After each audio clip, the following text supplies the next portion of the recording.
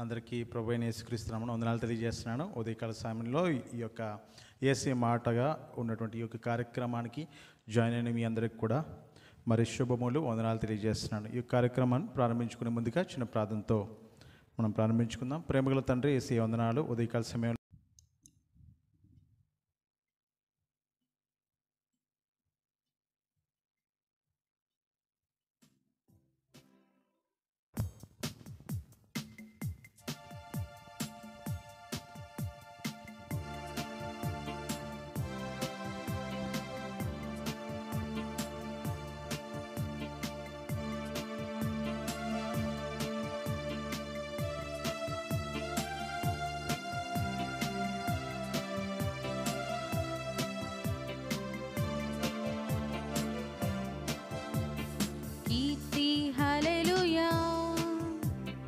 గానం నిసునామం మధురమిదే నిత్యం స్తోత్రము ఇగనునికే.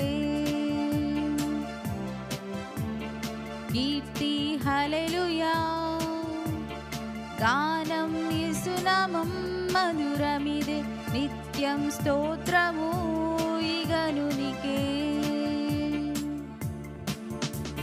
స్తుతి స్తుతి శ్రీ యేసునామం స్తుతి స్తుతి సజీవనామం స్తుతి స్తుతి ఉజ్జీవనామం ఈ గానము శ్రీ యేసుకే. స్తుతి స్తుతి శ్రీ యేసునామం స్తుతి స్తుతి సజీవనామం స్తుతి స్తుతి ఉజ్జీవనామం ఈ స్తోత్రము మా క్రీస్తుకే.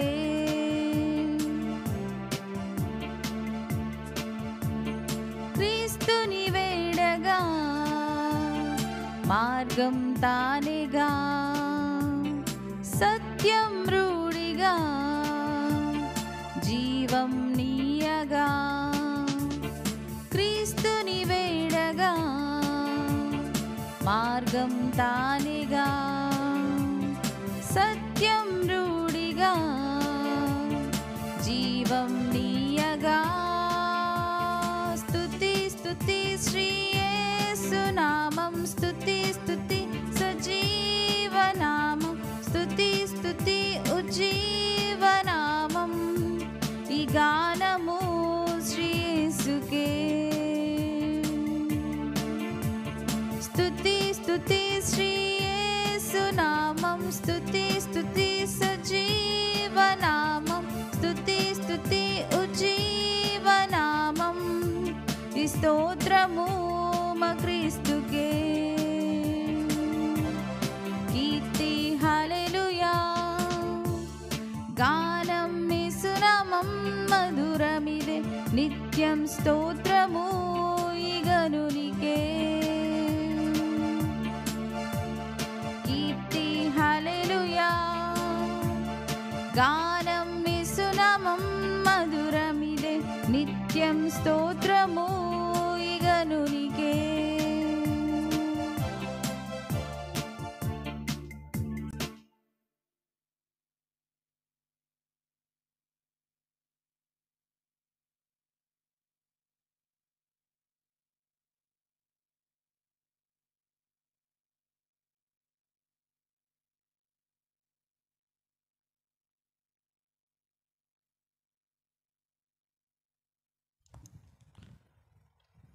హల్లెలూయా. దేవుని నామానికి మహిమ కలుగును గాక.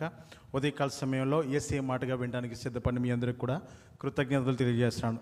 వారం ఆఖరికి వచ్చేసాము, ఆల్రెడీ శనివారము కాబట్టి ఈ వారం అంతా కూడా దేవుడు కాపాడి భద్రపరిచి తన యొక్క కాపుదల్లో ఉంచిన దేవాది దేవునికి మహిమ కలుగును గాక. ఉదయకాల సమయంలో ఈ యొక్క మాట చదువుకుందామండి. యేసే మాట ఎఫ్ఎస్సీలకు పౌలు గారు రాసినటువంటి ఎఫ్ఎస్సీల పత్రిక 1వ అధ్యాయము 4వ వచనం 4 నుంచి 6 వచనాలు కలుస్తున్నాయి. కలిసి చదువుదామండి. ఎట్లనగా తన ప్రేమియందు తాను ఉచితముగా మనకు అనుగ్రహించిన తన కృపా మహిమకు కీర్తి కలిగినట్లు తన చిత్త ప్రకారమైన దయా సంకల్పము చొప్పున యేసుక్రీస్తు ద్వారా తనకు కుమారులుగా స్వీకరించుటకై మనలను ముందుగా తన కోసము నిర్ణయించుకొని మనము తన ఎదుట పరిశుద్ధులము నిర్దోషములై ఉండవలనని జగత్తు పునాది వేయబడక మునిపే ప్రేమ చేత ఆయన క్రీస్తులో మనలను ఏర్పరచుకునను. హల్లెలూయా. కుమారులుగా కుమార్తెలుగా స్వీకరించుకోవడానికి ఆయన మనలను ముందుగా నిర్ణయించుకున్నాడు, ఏర్పరచుకోవడానికి. ఏదైనా మరి యేసయ్య మన పక్షాన ఇచ్చినటువంటి ఈ యొక్క మాట చదివినప్పుడు మన కోసము నిర్ణయించుకున్నాడు ఆయన మనల్ని ఏర్పరచుకోవాలని. ఏదైనా ఏర్పరచుకోవాలంటే ముందుగా నిర్ణయం తీసుకోవాలి. దేవుడు మన పక్షాన నిర్ణయం తీసుకున్నాడు. జగత్ పునాది వేయబడక మునిపే, భూమి పునాదులు వేయబడక మునిపే, తల్లి గర్భంలో పిండముగా రూపింపబడక మునిపే నీవు ఆయన ప్రణాళికలో ఉన్నావు. ఆయన నిర్ణయించుకున్నాడు. ఆయన నిర్ణయించుకున్నది మరి తన కోసము నిర్ణయించుకొని మనము తన ఎదుట పరిశుద్ధులమును నిర్దోషములై ఉండవాలని జగత్ పునాది వేయబడక మునిపే ప్రేమ చేత ఆయన క్రీస్తులో మనలను ఏర్పరచుకున్నాను. ప్రేమ చేత మనల్ని పరిశుద్ధంగా నిర్దోషులంగా ఉంచాలని. దేవుని బిడ్డలంగా ఉన్నటువంటి మనము ఎన్నో కార్యాలు జరిగిస్తూ ఉంటాం, ఎన్నో పనులు చేస్తూ ఉంటాం. దేవుని పట్ల ఉన్నటువంటి ఆసక్తి చేత పరిచర్లో పాల్గొంటూ ఉంటాం. అంత మాత్రమే కాకుండా ఎక్కడైనా సేవా కార్యక్రమాల్లో పాల్గొంటూ ఉంటాం. అయితే దేవుడు ఈరోజు ఇచ్చినటువంటి యేసయ్య మాట ఏంటంటే పరిశుద్ధంగా నిర్దోషులంగా ఉండాలని. మొన్న కూడా ఒక మాట చదువుకున్నాం, నిర్దోషులంగా ఉండాలని, పాపానికి దూరంగా ఉండాలని. ఈరోజు మరి పరిశుద్ధమైనటువంటి జీవితం కలిగి నిర్దోషంగా ఉండాలని. అంత మాత్రమే కాకుండా జగత్ పునాది వేయబడక మునిపే. ఈరోజు మనం అనుకోవచ్చు, నేను పుట్టిన దగ్గర నుంచి నా డేట్ ఆఫ్ బర్త్ అని. యేసయ్యకి ఒక డేట్ ఉందండి. ఈ ప్రకారంగా మరి ఈ బిడ్డ ఈ భూమి మీదకి వస్తాడు. అయితే ఈ యొక్క జగత్ పునాది, భూమి పునాదులు పుట్టక మునిపే, తల్లి గర్భంలో పిండముగా రూపింపబడక మునిపే దేవుడు నీ పట్ల ఆలోచన కలుగున్నాడు. ఈ యొక్క వ్యక్తి పరిశుద్ధంగా నిర్దోషంగా నా కోసం జీవించుకోవాలని నిర్ణయం చేసుకున్నాడు ఆయన. ఆయన ఈ నిర్ణయం పట్లే ఈరోజు నీవు సేవలో వాడబడుతున్నావు. ఆయన యొక్క నిర్ణయం తీసుకున్నాడు కాబట్టి ఈరోజు నువ్వు దేవునిలో ఉంటున్నావు. ఆయన నిర్ణయాన్ని బట్టి ఈరోజు పరిశుద్ధంగా ఉంటున్నావు. ఆయన నిర్ణయంతో నీవు నిర్దోష మార్గంలో నడుస్తున్నావు. కాబట్టి దేవుడి ఆలోచన చేసి నీ కోసము, ఆయన కోసము నిన్ను నిర్ణయించుకొని ఆయన ఏర్పరచుకున్నాడండి. ఎంత భాగ్యం అండి! ఆయన నిర్ణయించుకొని మన ఏర్పరచుకున్నాడంటే ఆయన యొక్క మరి జీవితంలో, అంటే ఆయన యొక్క మరి మార్గంలో మన యొక్క జీవితం ఉండాలని. అంత మాత్రమే కాకుండా మరి తనకు కుమారులుగా కుమార్తెలుగా ఉండాలని. తనకు కుమారులుగా కుమార్తెలుగా ఉండటం అందరి వల్ల అవుతుందండి? అంత ఈజీయా? అంత ఈజీ టాస్కా?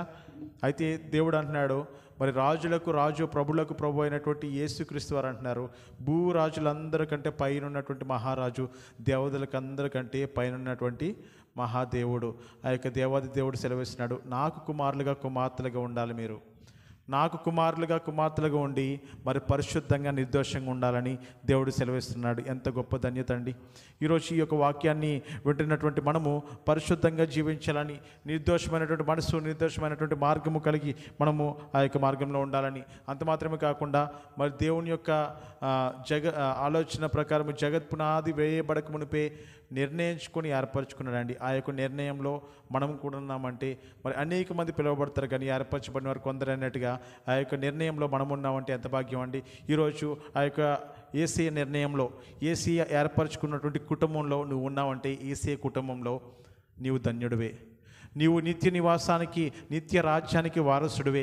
అటువంటి గొప్ప నామానికి నీవు మరి దేవుని యొక్క కుమారుడిగా ఉంటున్నావు, దేవుని యొక్క కుమార్తెగా ఉంటున్నావు. సామాన్యమైనటువంటి వ్యక్తివి కాదు. ఈ లోకంలో అల్పులుగా ఉండొచ్చు, లోకంలో చులకనగా భావం కలిగినటువంటి వ్యక్తులుగా ఉండొచ్చు, లోకపు మనుషులకి హేళనగా కనిపించవచ్చు. ఏమరా బాబు, వీడు యేసయ్యని నమ్ముకున్నాడంట, మరి సేవ చేస్తున్నాడంట, లేకపోతే ప్రతిరోజు వెళ్ళిపోతుంటాడు మందిరానికి, ఏదో పని ఉన్నట్టు, ఇంకేం పని పట్ల లేనట్టుంది వీడికి, ఏం పని పట్ల లేనట్టుంది ఈమెకి, లేకపోతే మరి సింపుల్గా తీసేస్తుంటారు. అయితే దేవుడు అంటున్నాడు, నువ్వు ఈ లోకంలో అవమానపరచబడతావు, కానీ నువ్వు నా కుమారుడివి. పరలోకంలో, నిత్య రాజ్యంలో, నిత్య గృహంలో నీకు మంచి స్థానం ఉండబోతుంది. నీవు ఆ యొక్క పరలోక యెరూషలేములో గొప్ప స్థానంలో ఉండబోతున్నావు. నా నిమిత్తము జనులు నిందించి, హింసించి, అబద్ధ సాక్ష్యం పలికినప్పుడల్లా నీవు ధన్యుడవు. కాబట్టి ఆ యొక్క ధన్యకరమైనటువంటి స్థితిలో నిన్ను ఉంచాలని, ఈ లోకపు అవమానాలన్నీ భరిస్తూ కూడా పరిశుద్ధంగా ఉండాలని, ఈ లోకపు మరి ఇతరులు నిన్ను దూషించినా మరి నీ మీద నిందించినా నిర్దోషంగా ఉండాలని దేవుడి యొక్క మాట ద్వారా బలపరుస్తున్నాడు. అటువంటి మార్గంలో ఉండి పరిశుద్ధమైన మనసు కలిగి నిర్దోషత్వంతో ఉండి మరి దేవుని కుమారుడిగా కంటిన్యూ చేయాలనుకుంటున్నావా? లేకపోతే ఇవన్నీ వెంటనే ఉన్నావు, ఇవన్నీ జరిగిస్తూనే ఉన్నావు అని చెప్పి అటువంటి పౌరసత్వాన్ని పోగొట్టుకొని తక్కి ఉన్నావా? దేవుడు ఇస్తున్నాడు మనకి ఈ యొక్క లోకం విడిచిన తర్వాత పౌరసత్వపు హక్కు ఎక్కడ ఉందని మనకి పరలోకంలో ఉంది. కాబట్టి ఆ యొక్క పరలోకపు పట్టణంలో, ఆ యొక్క యెరూషలేములో, పరమ యెరూషలేములో నిత్య నివాసంలో నిత్య గృహము, మన యొక్క స్వగృహము ఎక్కడ అనంటే మనం ఏం చెప్పాలండి? క్రీస్తు బిడ్డలుగా పరలోకం చెప్పాలి. వచ్చేసి వేరే ప్రాంతం నుంచి ఈ ప్రాంతానికి, మహారాష్ట్ర నుంచి, ఛత్తీస్గఢ్ నుంచి హైదరాబాద్కి వచ్చేయచ్చు, హైదరాబాద్ నుంచి పూణే వెళ్ళిపోవచ్చు. ఇవన్నీ మనము పుట్టిన ప్లేస్ మన దగ్గర ఓన్ హౌస్ ఉంటే మనం స్వగృహం అని అనుకుంటున్నామేమో. క్రీస్తు బిడ్డలుగా ఈరోజు నేను చెప్పేది ఏంటంటే మన యొక్క స్వగృహము ఈ లోకపు గృహం కాదండి, పరలోకపు గృహము మన యొక్క స్వగృహము.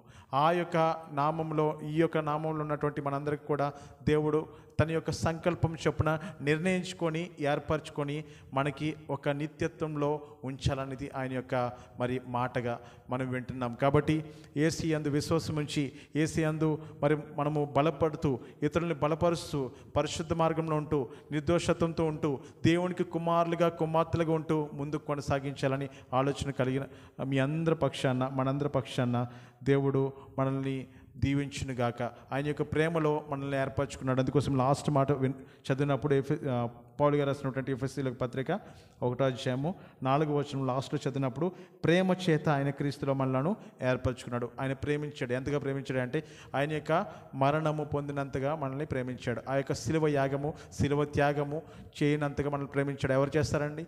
ఎవరు చనిపోతారు మన కోసం? ఎవరు చనిపోరు. ఉత్తుత్తు మాటలు మాట్లాడమంటే ఎవరైనా మాట్లాడతారు. ఉత్తునే సింపుల్గా చెప్పాలంటే వర్డ్స్ బట్టి చెప్తారు, కానీ రియల్ టైంలో అది రియాలిటీలో చూపించాలంటే మాత్రం పారిపోతాం. కాబట్టి దేవుడు అంటున్నాడు, మీ అందరి పక్షాన నేను మిమ్మల్ని ఎంతగా ప్రేమిస్తున్నానంటే నా యొక్క చేతులకు గాయాలు పొందినంతగా, నా యొక్క శిరస్సుకు ముండ్ల కిరీటం పెట్టుకునేంతగా, మీరు చేసినటువంటి పాపాల ద్వారా నా యొక్క కాళ్ళకు మేకలు కొట్టుకునేంతగా ప్రేమిస్తున్నాను. కాబట్టి ఆ యొక్క ప్రేమలో మిమ్మల్ని ఏర్పరచుకున్నాను. ఇంకెందుకు ఆలస్యం చేస్తున్నాను? నా యొక్క పరిచయం కోసం వాడబడతావా? నా కోసం జీవిస్తావా? నాకు సాక్షిగా వాడబడతావా అని దేవుడు ఈ ఉదయకాల సమయంలో నీతో మాట్లాడుతున్నాడేమో. నిర్ణయం నీదే, అవకాశము దేవుడిస్తున్నాడు. కాబట్టి ఈ యొక్క నిర్ణయం కొనసాగించాలని ఆశపడినట్లయితే దేవుడు మిమ్మల్ని దీవించిన గాక. ప్రార్థనతో ఈ యొక్క కార్యక్రమం ముగించుకుందాం.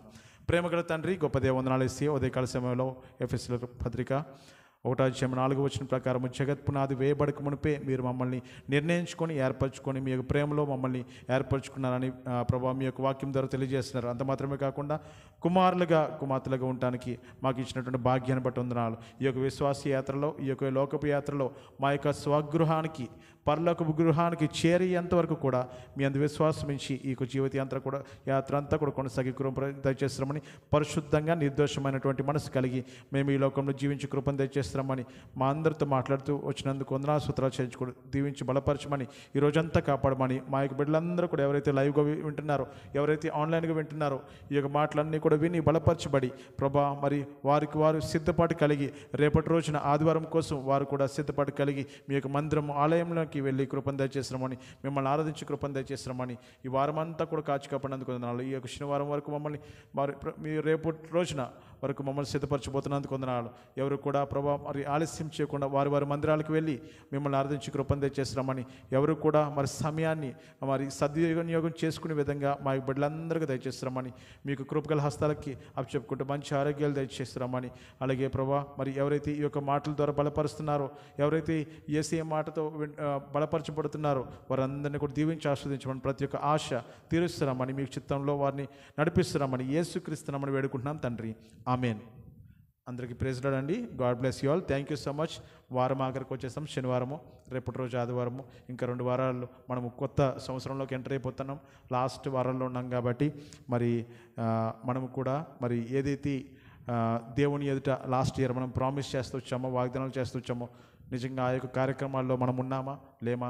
ఒకవేళ లేనట్లయితే కనుక త్వరగా మీరు మీ యొక్క దేవుని సన్నిధిలో చేసినటువంటి లాస్ట్ ఇయర్ నేను ఈసారి నుంచి పరిశుద్ధంగా ఉంటానేసి నీ కోసం జీవిస్తానని చేసినటువంటి ఆ యొక్క మాట ఏమైపోయింది? కాబట్టి ఈ యొక్క మాటలన్నీ మరి వింటున్నటువంటి మీరు ఈ రన్నింగ్లోకి వచ్చాము. నెక్స్ట్ ఇయర్లో ఉంటామో ఉండమో తెలియదు. కాబట్టి ఆ యొక్క ఇయర్లో మనం ప్రవేశించి ముందుగా మన యొక్క పాపాలను క్షమించి మనం పరిశుద్ధ జీవితం కలిగి ఈరోజు చదివినట్టుగా పరిశుద్ధమైనటువంటి జీవితము, నిర్దోషమైనటువంటి మనసు కలిగి ముందుకు కొనసాగాలని దేవుని యొక్క సేవకుడిగా మీ అందరికి కూడా ప్రార్థిస్తున్నాను. God bless you all. Praise the lord.